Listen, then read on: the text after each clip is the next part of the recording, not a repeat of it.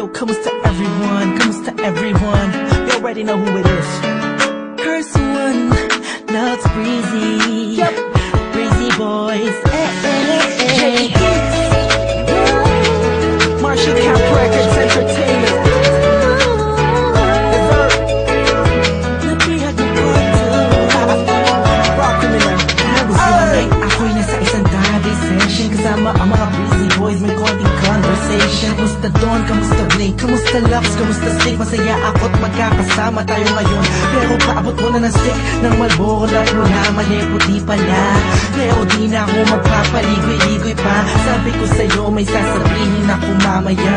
Ako'y nahihiya, huwag na lang kaya aaminin o ililihim. Kaso mukhang di mo talaga ako papatulugin. Ang kulit-kulit mo, sabi mo di ka rin makakatulog pag di ko sinabi ko sa'yo. Pero paano ko ba sisimulan? Ako'y talaga kinakabahan. Buti na lang makakita ko pataway, nakahanap ako na paraan.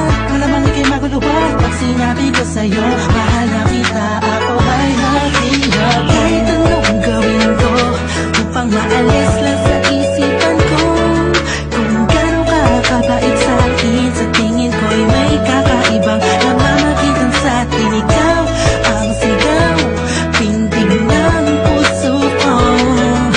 Salamat at naamin sa'yo. Ako ay napihag mo.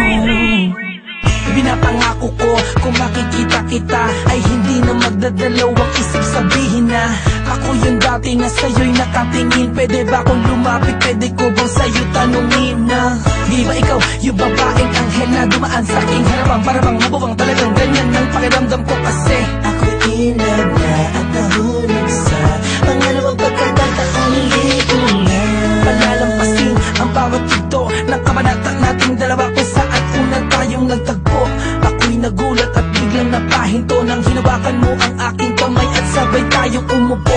Dahan-dahan mong sinabi sa'kin na gusto rin kita, sana nung una inamin mo na. Dahil ayaw ko na sanang magpaligoy-ligoy pa, sasagutin kita ng oo dahil mahal din kita.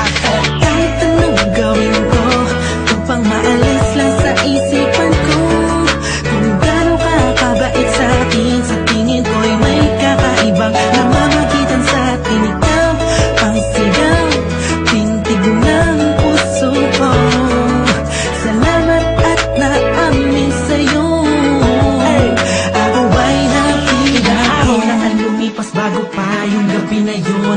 Napapansin na kita, ngunit ayaw lumingon ang puso ko pagkat masyadong mataas ang paningin ko sa'yo. Aminado akong masyadong malakas ang dating sa'kin.